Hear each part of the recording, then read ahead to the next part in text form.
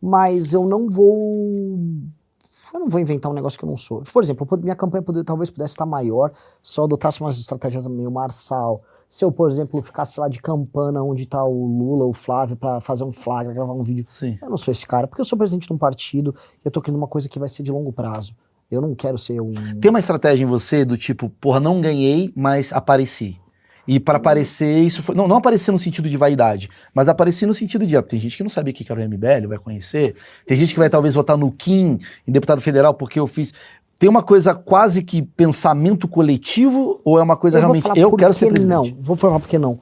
Porque teria pessoas muito melhores do que eu pra fazer isso. Porque eu não sou exatamente carismático, eu sou o Renan.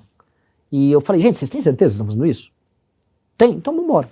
Foi uma decisão de quem? Foi do grupo, o grupo quis. Assim, lógico, entendi. assim, Renan, você quer ser presidente? Demais, sempre quis.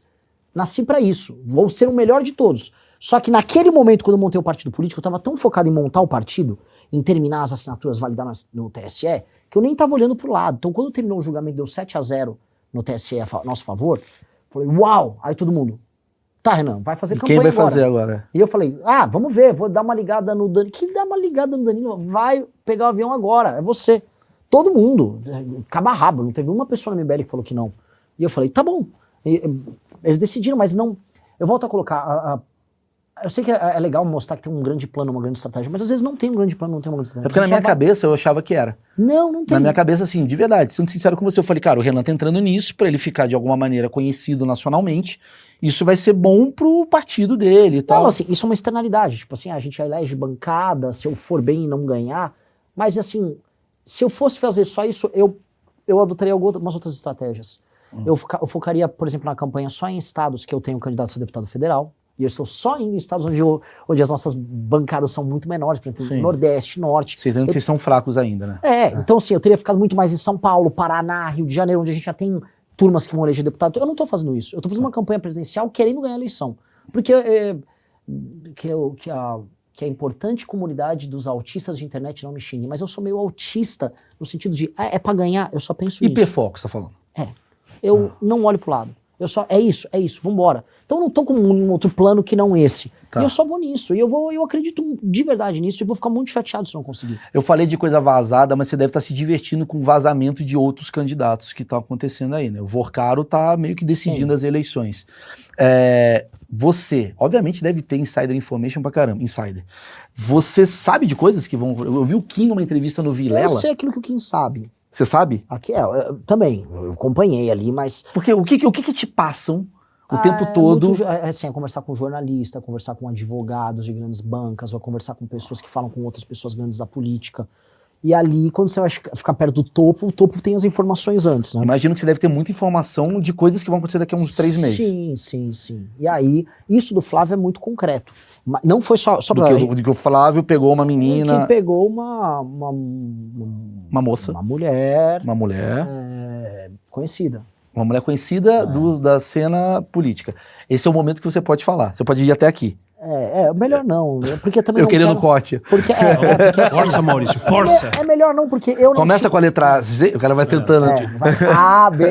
Assim, porque começa aí no ponto que como eu não tive acesso ao material, eu não quero ser leviano. Tá. Eu estou tendo acesso a muitas fontes de muita credibilidade que não têm relação entre si, afirmaram a mesmíssima coisa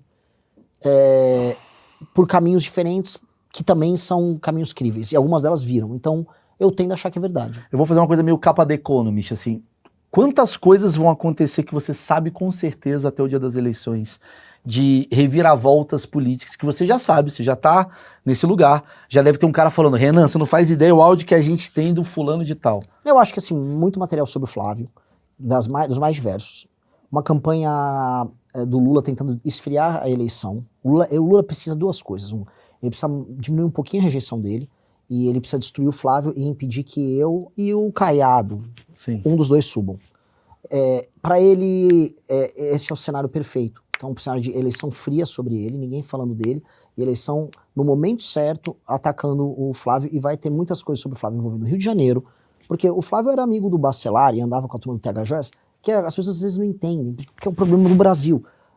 estamos falando de Comando Vermelho. TH Joias é do Comando Vermelho. Não é que ele é do Comando Vermelho. Ele era da turma do Flávio. O Bacelar era operador político do Comando Vermelho na Alerj. Não é opinião minha, é opinião da Polícia Federal.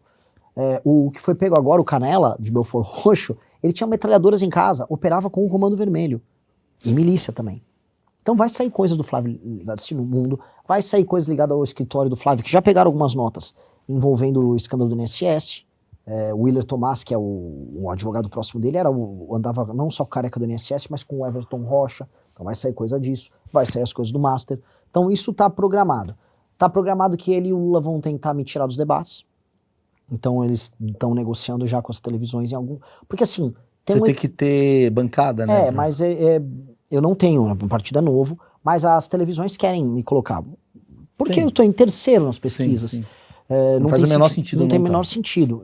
Mas aí eles querem fazer um... Legalmente vão descobrir alguma manobra para tentar. Eles podem só falar, se ele for a gente não vai. Entendi. Né? Que pode bem acontecer. Sim, pro Lula não faz sentido e pro Flávio também não comigo lá. Para ele faz sentido fugir. Mas pode ser que as emissoras batam o pé. Tá. Como já aconteceu outras vezes. Sim. Né? Lula e Bolsonaro, quem que você gosta mais ali? Eu não... Quem que eu não conheci o Lula ao vivo. Vou falar politicamente sobre pessoa. Não conheci o Lula ao vivo. Então não tenho nada a dizer sobre ele. Conheci sim. Quando eu tinha 5 anos de idade, final do Campeonato Brasileiro, 89, São Paulo e Vasco. Meu pai torcia pro São Paulo, fui com São Paulo no Morumbi. São Paulo perdeu lá, gol do Sorato. Época boa do Vasco. O famoso gol do Sorato. Acho que aquele time ainda tinha o Bismarck. Sim. E aí o Lula foi torcer pro Vasco, que o Lula, caso vocês não saibam, é vascaíno. O Corinthians é aquele time oficial dele. E meu pai cruzou, né? Eu tava no colo dele e ele falou, Renan, esse aqui é o Lula. Fala pra ele o que o papai fala na televisão. Aí eu falei, vai tomar. Mandei ele tomar naquele lugar lá. Criança, né? O Lula olhou só. E aquilo me marcou porque eu achei que foi uma coisa heróica que eu fiz, né? Tipo, nossa, eu sou, eu sou o Jaspion, sabe? Uhum. Fiz um negócio heróico. Mas a minha única experiência com o Lula. O Bolsonaro eu conhecia, um sujeito muito simpático no trato. O Jair, você tá falando? O Jair. Tá. O Jair é muito simpático e o Lula dizem que ambos são encantadores no trato. Tanto o Jair... Carismáticos, né? O Flávio não é o caso. O que eu sinto de ambos? Eu tenho raiva. Eu tenho raiva porque eles estão obstruindo uma coisa que pode ser muito grande. Eu acho que essa obstrução é horrorosa. E o fato das pessoas permitirem isso me frustra muito. Mas no futuro, vai ter um segundo turno. Lula contra Flávio Bolsonaro vão pedir apoio do Renan. Isso. Aí é o que eu falei do hiperfoco lá. Eu não trabalho com... Eu não imagino uma hipótese que eu não tenho no segundo turno. Porque se eu imaginar, eu perdi. E quem você prefere enfrentar? O Lula. Aí é glorioso, né? Aí é história, assim. Tá. Ó, eu tenho uma coisa aqui que eu fiz, que é... Como você reagiria? Porque assim, eu acho que a gente tá num momento que tem muito discurso e tal, mas eu queria ver na prática coisas que você poderia fazer. Eu queria ver só um exercício de achismos aqui. Sem bullshitagem. Sem bullshitagem, assim. Vamos lá. Tem aqui umas situações típicas de um presidente. Queria saber o que você reagiria nessa situação. Vamos lá. O Congresso, porque uma coisa é você lá, o povão te elegeu. O povão gosta do Renan. Renan entrou. Pá. Primeiro dia, festa. Você tem uma primeira dama já? Não. Você tem que arranjar uma primeira, já sabe quem vai ser? Então, isso é um trabalho a se fazer. Como é que tá esse Tinder de primeira dama? Você tá buscando? Não, tem duas coisas. É uma coisas. sueca? É uma sueca? Tá no aplicativo? Não, assim, tem... Tá aparecendo umas mulheres falando, oi, queria ser primeira dama? Com licença, seu assim, Renan. No Instagram fica aparecendo, eu acho um pouco constrangedor. Manda foguinho. Primeira dama que manda foguinho pega muito. Não é primeira dama. A primeira dama com berinjela pro cara. Pega mal pra caralho. Não é primeira damável isso, né? Tá. Mas temos que... Você tem que ir atrás de uma primeira dama. Sim, isso é uma coisa ser, importante. Eu releguei Pega um sábado pra isso. Eu releguei muito a vida pessoal. Não quero dar uma de, estou sacrificando, mas sim. Só minha vida pessoal. Eu tava num relacionamento que a garota não aguentou. E tá com o Flávio Bolsonaro. Eis ela no vídeo de Flávio Bolsonaro. Vamos lá, a situação é a seguinte, que assim, você entrou, presidente, primeiro dia, que legal, alegria, pô, charuto, tal. Começou o dia, trabalho, tal. Dia seguinte, não, assim, vamos botar assim, mês. Você sentindo assim, porra, sou o Renanzão, sou querido, né? Agora o Congresso tá ali.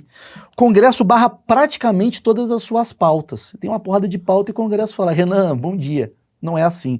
Você tá, só pra melhorar, eu não assumi ainda. Assumiu. Eu ganhei, Sumiu. Tá.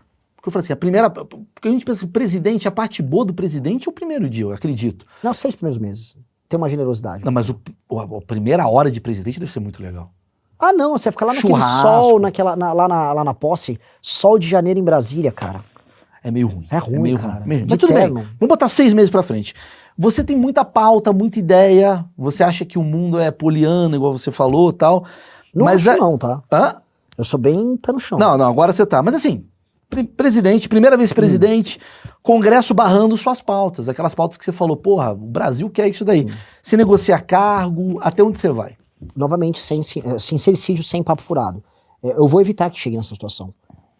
A partir do momento que eu ganhei a eleição, não tomei posse, ganhei a eleição, ou seja, em outubro, no dia seguinte, eu vou fazer uma coisa que se faz nos regimes parlamentaristas, que é, quem quer compor governo comigo? Vou chamar todas as bancadas.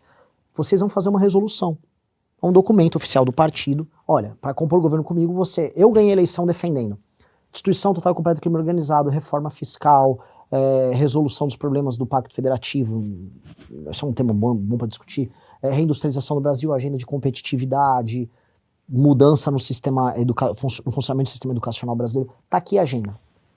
30 pontos, 14 pontos, quantos pontos a gente quiser. Pois bem, montei isso. Passe uma resolução do seu partido defendendo isso e você vai vir compor meu governo. A resolução do seu partido vinculante, sua bancada vai votar a favor disso comigo. E eu te chamo para você compor o governo, fazer... A carta é pública, apresentada para toda a imprensa, e todos nós compomos e montamos uma maioria. Mas eu sou do MDB e eu sou maioria aqui, eu vou ferrar se não der um cargo para mim, cara. Eu preciso de um cargo aí, Ministério da Pesca. Eu não teria problema nenhum se o partido assinou uma resolução e me apresentar bons quadros para compor o governo comigo. Porque, infelizmente, esse é o modelo democrático nosso. E aí, agora, vou ser justo, tá? No Japão, ou num regime parlamentarista como o da Alemanha, você forma uma coalizão de partidos e eles assumem as secretarias de Estado e eles administram. Sim. O problema é que a gente tem um regime que ele é presidencialista com uma mistura parlamentarista aqui. Que você, tem que, você ganha uma eleição para presidente e depois você ganha uma eleição no parlamento para fazer a maioria. Essa pergunta é sobre isso. E no parlamentarismo você já ganha direto a maioria no parlamento e aí você forma governo. É muito melhor. Sim, claro. Mas o nosso regime é um regime horroroso. Então, e esse é o problema, por isso que a gente não tem governabilidade. O que eu vou fazer é assumir que é parlamentarista e vou adotar a lógica parlamentarista vamos chamar... Porque o Brasil não anda, porque fica aquela coisa, o cara ele é eleito no executivo e depois ele fica numa luta de esquerda contra a direita. Eu não quero brigar, eu não quero brigar com ninguém, não vou ficar... não vou brigar. Eu preciso administrar o Brasil, eu tenho que destruir o crime organizado e resolver as contas públicas do Brasil, que isso vai desafogar a vida das pessoas. Quer ver? Se eu resolvo o crime organizado e resolvo as contas públicas, as pessoas vão poder comprar um celular sem ficar endividado e quando andar na rua o celular não vai ser roubado. É uma experiência de vida hoje impossível aos brasileiros. Sim. Você fica endividado comprando essa desgraça aqui e depois você andar na rua e você vai ser assaltado. Se eu resolver isso em um ano, eu já vou ter sido o presidente mais popular da história.